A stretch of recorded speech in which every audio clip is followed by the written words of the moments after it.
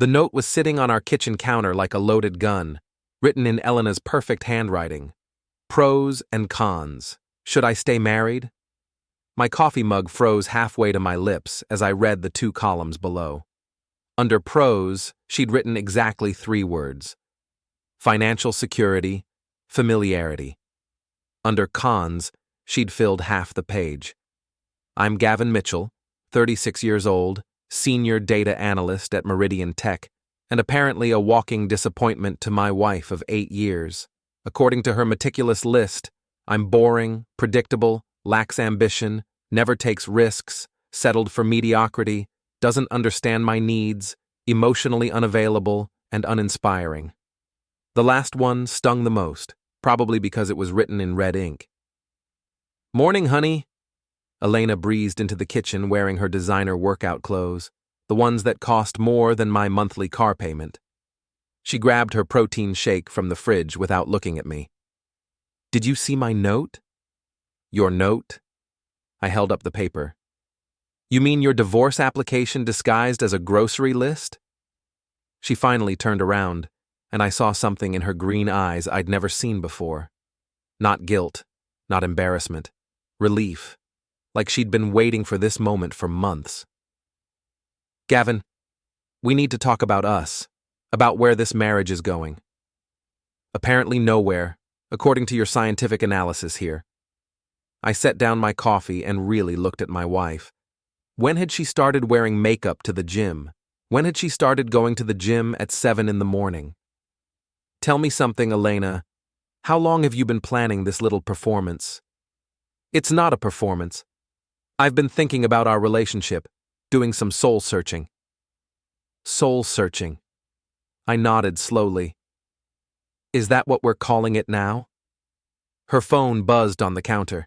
She lunged for it faster than I'd seen her move in years, clutching it against her chest.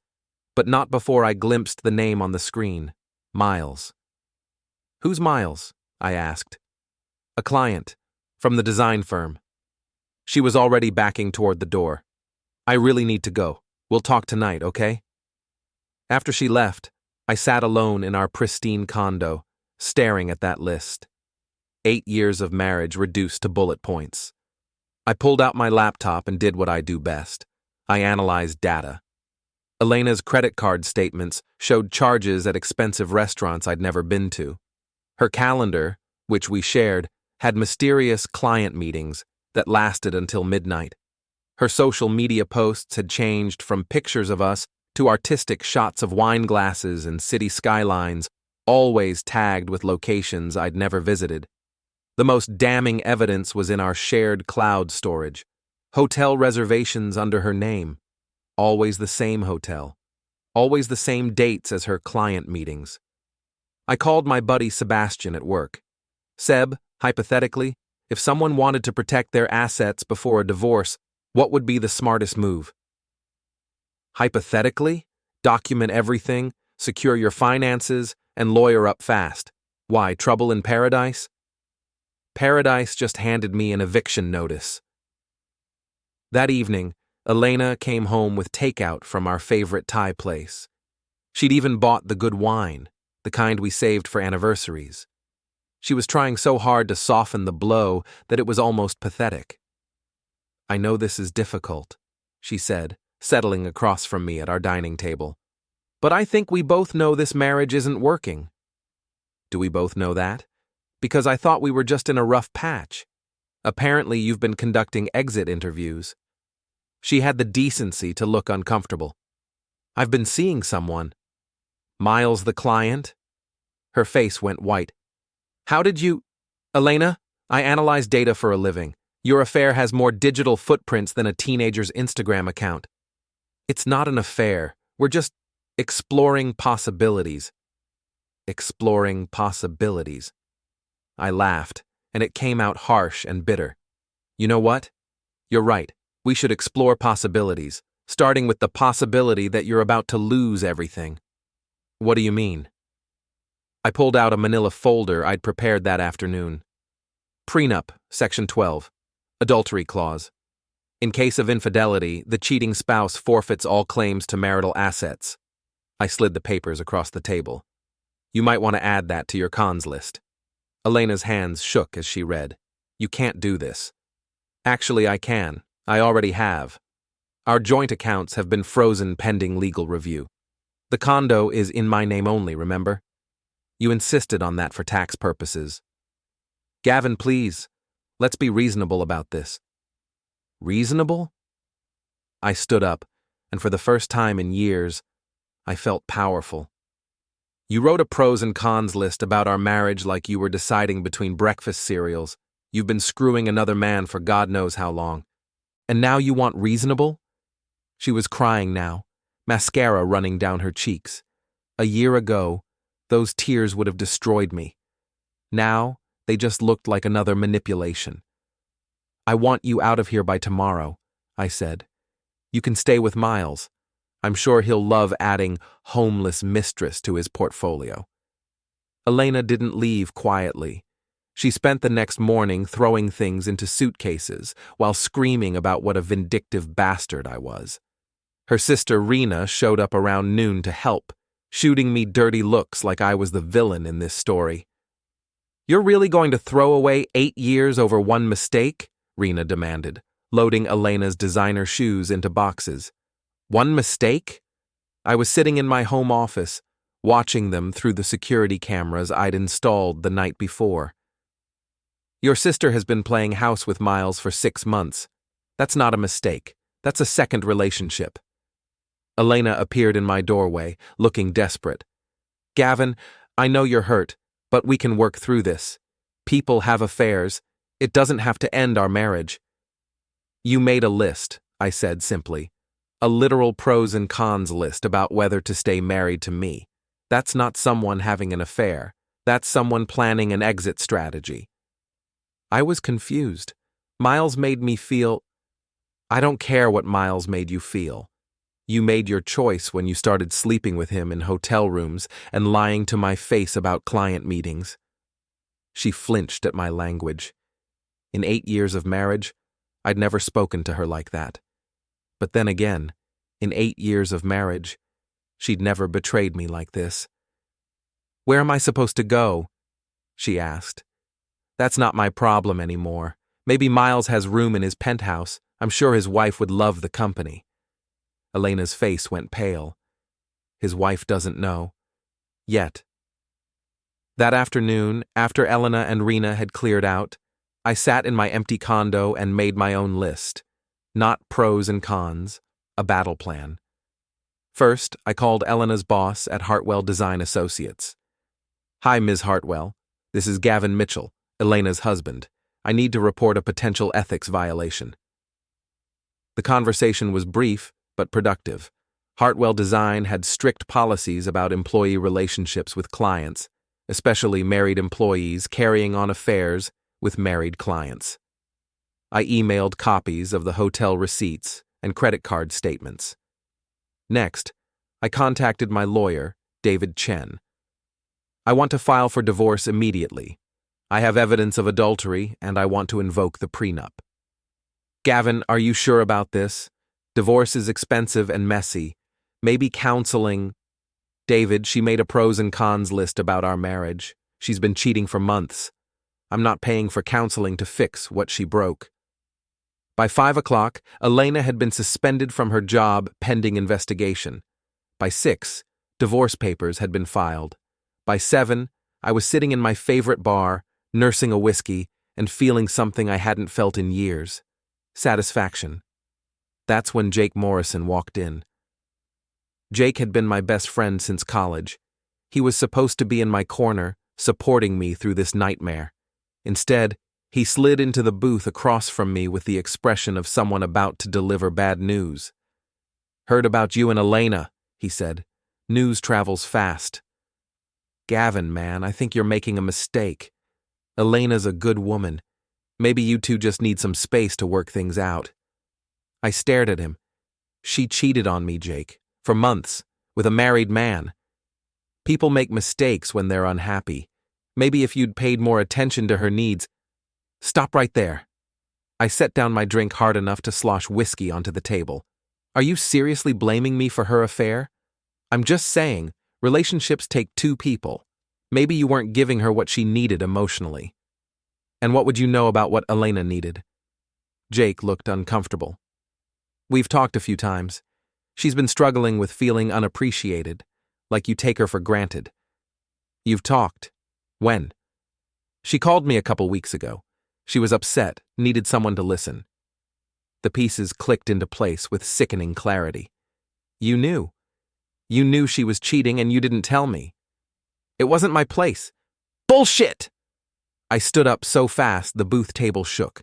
You're supposed to be my friend. My best friend. And you helped my wife justify her affair. I didn't help her do anything. I just listened. You listened to her trash our marriage and didn't think to mention it to me? What kind of friend does that make you? Jake's face hardened. The kind who doesn't want to see his buddy destroy his life over pride. Elena made a mistake, but she loves you. If you weren't so stubborn and self-righteous, you might be able to forgive her. Self-righteous? I laughed. But there was no humor in it. I'm self-righteous because I don't want to be married to a cheater? You're self-righteous because you think you're perfect. Newsflash, Gavin, you're not easy to live with. You're boring. You never take risks. You settled for a mediocre job and a mediocre life. Maybe Elena needed more than that. Every word hit like a physical blow. These weren't just Jake's opinions. They were Elena's words from her cons list, filtered through my best friend's mouth. Get out, I said quietly. Gavin, get out of here before I do something we'll both regret. Jake left, but not before dropping a 20 on the table and saying, when you're ready to stop feeling sorry for yourself and fix your marriage, call me. The next few days were a masterclass in finding out who your real friends are. My buddy Sebastian from work took me out for beers and let me vent without judgment. My neighbor, Mrs. Patterson, who'd always liked Elena, brought me casseroles and told me I was better off without that flighty girl. But Jake wasn't the only one who sided with Elena. My college friend Tom Brewster called me Thursday night. Dude, I heard about the divorce. That's rough, but maybe you're being too harsh. Elena's a catch. You might want to think twice about letting her go. She cheated on me, Tom. Yeah, but she's hot and successful. Women like that have options. Maybe you should have worked harder to keep her interested. I hung up on him. Friday brought a call from my cousin Danny. Gav, Mom told me about Elena. Look, I know you're pissed, but marriage is work. You can't just throw it away because she made one mistake. One mistake that lasted 6 months. Come on, man. You're not exactly Brad Pitt. Elena could have any guy she wants. Maybe you should be grateful she stayed as long as she did. I hung up on him too. By Saturday, I realized that half my social circle had somehow decided I was the villain in this story. The boring husband who drove his beautiful wife into another man's arms through sheer mediocrity. That's when Elena made her first real mistake. She showed up at my office Monday morning, looking perfectly put together in a way that probably took 2 hours and $300 worth of makeup. My co-workers stared as she click-clacked across the floor in heels that could double as weapons. Gavin, we need to talk, she announced, loud enough for the entire floor to hear. No, we don't. I didn't look up from my computer. Yes, we do. You're being unreasonable about the divorce settlement. My lawyer says you can't just freeze all our assets. Watch me. She leaned across my desk, giving me a view of cleavage that was definitely intentional. Gavin, honey, I know you're hurt, but we can work this out like adults. You don't have to be so vindictive. Vindictive? I finally looked at her. Elena, you cheated on me, lied to my face for months, and made a pros and cons list about our marriage like I was a restaurant you were reviewing on Yelp. I'm not being vindictive. I'm being practical. People make mistakes. Stop calling it a mistake. I stood up, and every conversation in the office stopped. A mistake is forgetting to buy milk. A mistake is being late for dinner. 6 months of sleeping with another man while lying to your husband isn't a mistake. It's a choice, a series of choices. And now you get to live with the consequences. Elena's perfect composure cracked. You can't just throw away 8 years. I didn't throw away anything. You did. The moment you decided Miles was worth more than our marriage. He makes me feel alive, Gavin. When was the last time you made me feel anything? The office was silent now. Everyone was watching our marriage implode in real time, and Elena was too desperate to care. When was the last time you tried to make me feel anything? I shot back. When was the last time you asked about my day, or my work, or my dreams? When was the last time you touched me without checking your phone first? You want to know why our marriage ended, Elena? Look in the mirror. She started crying then, the kind of ugly crying that ruins makeup and makes your nose run. Gavin, please. I love you. No, you don't. You love the security I provided. You love having someone to pay half the bills while you figured out what you really wanted. And what you really wanted was Miles. That's not true. Then why are you staying at his penthouse? Her mouth opened and closed like a fish. She hadn't expected me to know that. Yeah, I know about the penthouse. I know about his wife filing for separation. I know about his business partners asking questions about his judgment. I know a lot of things, Elena. I'm very good at finding information. You're stalking us? I'm protecting myself. There's a difference. She wiped her nose with the back of her hand, smearing mascara across her cheek. You used to be a good man, Gavin. This isn't you. You're right. The old me would have begged you to come back. The old me would have blamed himself for your affair. The old me would have taken you back and pretended everything was fine. I sat back down and turned to my computer. Lucky for me, that guy gone the day I found your list. Elena left without another word, but the damage was done. By lunch, the entire office knew about our divorce. By evening, the story had spread to our entire social circle, and Elena's public breakdown had shifted the narrative in my favor. Sebastian found me at my desk around 6 after most everyone had gone home. Damn, dude, that was brutal.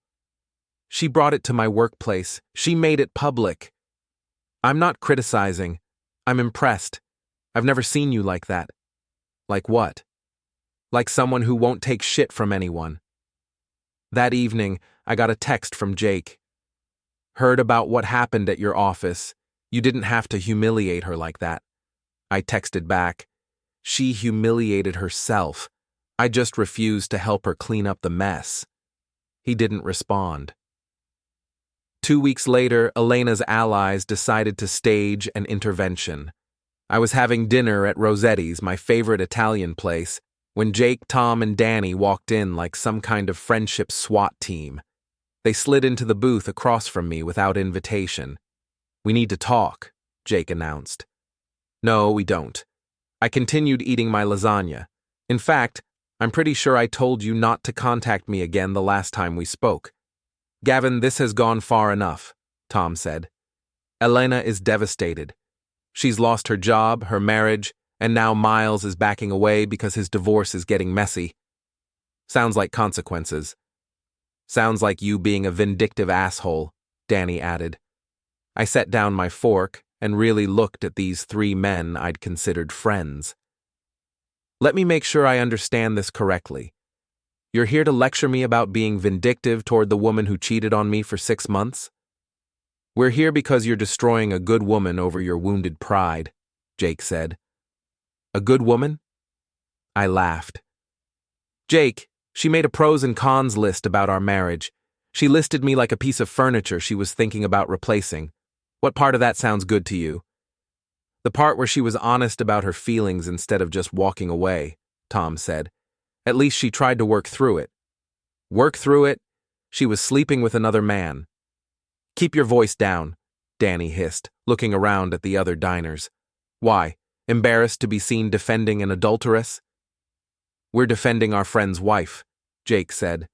Elena made a mistake, but she's not evil. She's a person who was unhappy in her marriage and made a bad choice. For 6 months. People do stupid things when they're desperate, Tom said. Maybe if you'd been a better husband. Stop right there. I leaned forward, and all 3 of them instinctively leaned back. I worked 60 hours a week to pay for her lifestyle. I supported her career, her dreams, her expensive tastes. I was faithful, reliable, and present. What I wasn't was psychic. I couldn't read her mind and magically know she was unhappy when she never bothered to tell me. She tried to tell you, Jake said. She said you never listened. When? When did she try to tell me she was unhappy? She said you two never talked anymore. We talked every day.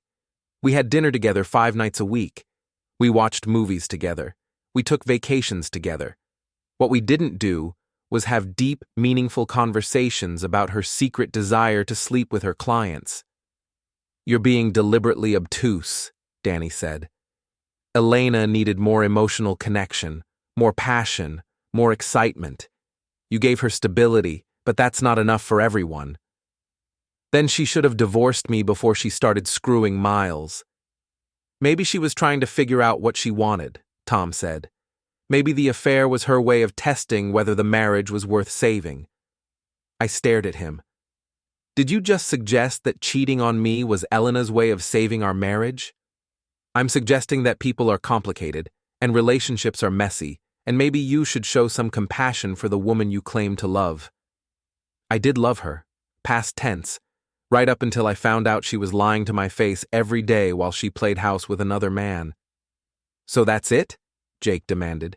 8 years of marriage down the drain because your ego got bruised? My ego? I stood up, and the whole restaurant seemed to quiet down. My ego got bruised? Jake, she wrote a list of everything wrong with me and left it on the kitchen counter like a grocery list.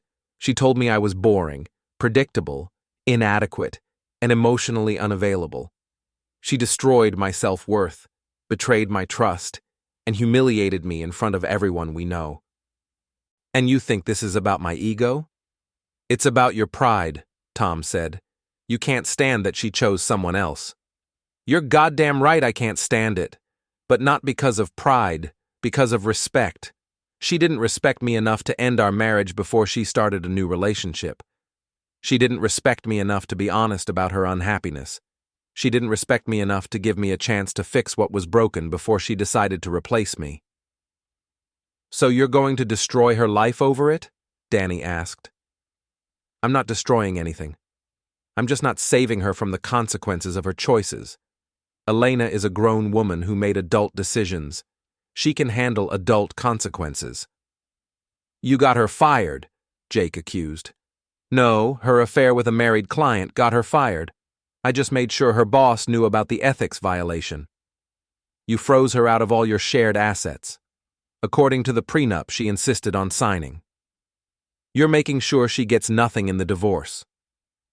I'm making sure she gets exactly what she's entitled to under the agreement she signed. The three of them exchanged looks, and I could see them realizing that their intervention wasn't going according to plan. Gavin, Jake said, trying a different approach. I've known you for 15 years. This isn't who you are. You're a good guy, a forgiving guy. You don't hold grudges. You're right, I don't hold grudges, but I also don't reward betrayal. Elena made her choice when she decided Miles was worth more than our marriage. I'm just making sure she gets to live with that choice. What if she wants to come back? Tom asked. What if she realizes she made a mistake and wants to work things out? Then she's shit out of luck, because I'm done being anyone's backup plan. I threw $40 on the table and stood up. You three want to be Elena's support system? Go for it, but leave me out of it. I'm not interested in being understanding or compassionate or forgiving. I'm interested in moving on with my life without a cheating wife. Gavin, Jake started. We're done here, all of us. Don't call me, don't text me, don't show up at my office or my home. You made your choice to side with the woman who betrayed me. Now live with it. I walked out of the restaurant, leaving my former friends sitting in stunned silence. 3 months after Elena moved out, I was a different man. I'd lost 15 pounds, updated my wardrobe, and started dating again. Nothing serious, just reminding myself that there were women in the world who didn't think I was boring and predictable. Elena, meanwhile, was discovering that life as Miles's mistress wasn't as glamorous as she'd imagined. His wife had taken him to the cleaners in their divorce, and his business was suffering from the scandal. Elena's job prospects in interior design had dried up after word spread about her affair with a client. She was living in Miles's penthouse, but she wasn't living well. I might have felt sorry for her if she hadn't tried to take me down with her. The first attempt was financial. Her lawyer claimed I'd hidden assets and demanded a full audit of my finances. It cost me $5,000 in legal fees to prove that I'd done everything by the book. The second attempt was social. Elena started telling people I'd been emotionally abusive, that I'd controlled her money and isolated her from friends. It might have worked if half our social circle hadn't witnessed her affair firsthand. The third attempt was personal.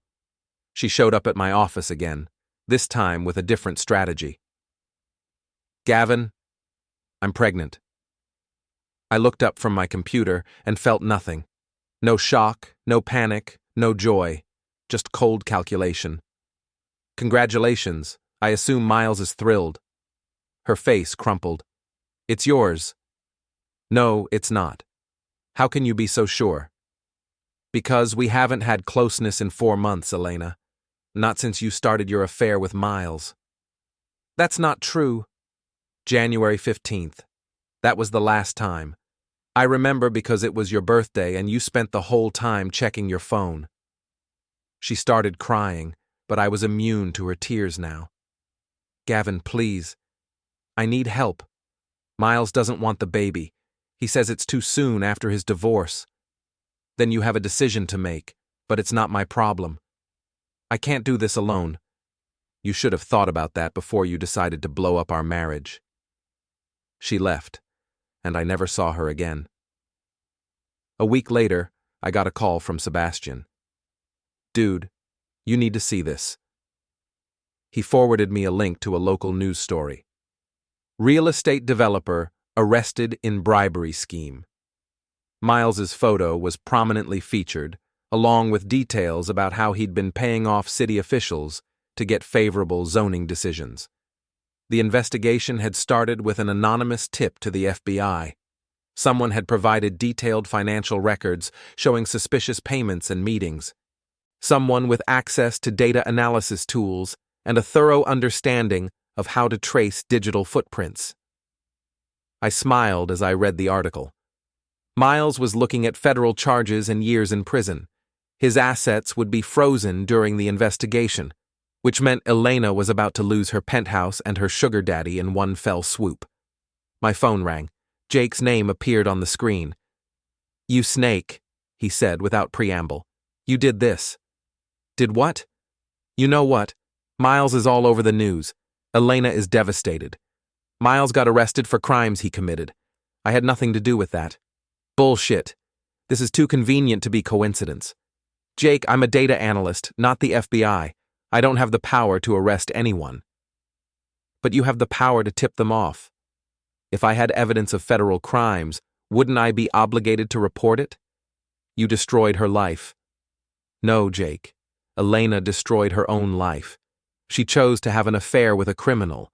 She chose to leave her marriage for a man who was stealing from the city. She chose to get pregnant by someone who doesn't want kids. I didn't make any of those choices for her. You could have warned her." "Why would I warn the woman who cheated on me that her boyfriend is a crook? What do I owe her?" "Basic human decency. Elena forfeited any claim to my decency when she made that pros and cons list. She wanted to be free of our boring, predictable marriage. Well, now she's free. Free to deal with the consequences of her choices without my help." Jake hung up on me. 6 months later, I was having drinks with Sebastian when he showed me another news article. Elena had been arrested as an accessory to Miles's bribery scheme. Apparently, she'd used her position at the design firm to facilitate some of his illegal deals. "Think she knew?" Sebastian asked. "Doesn't matter. She's an adult. Adults are responsible for their choices." "You don't feel bad for her at all?" I thought about it honestly. Elena was facing prison time. Her career was over. Her reputation was destroyed. She was pregnant and alone, with no money and no prospects. "No," I said. "I don't feel bad for her. She made a pros and cons list about our marriage, and I was the con. Now she gets to live with the consequences of choosing wrong." Sebastian raised his beer. "To consequences." "To consequences," I agreed. That night, I went home to my empty condo and made my own list. Not pros and cons, just facts. Elena was in jail awaiting trial. Miles was in federal prison. Jake, Tom, and Danny had cut all contact with me after Elena's arrest, apparently convinced I'd orchestrated the whole thing. My social circle had been cut in half, but the half that remained actually respected me. I was alone, but I wasn't lonely. I was free to live my life without worrying about someone else's happiness, someone else's needs, someone else's secret resentments. For the first time in years, I was exactly where I wanted to be. The next morning, I found an envelope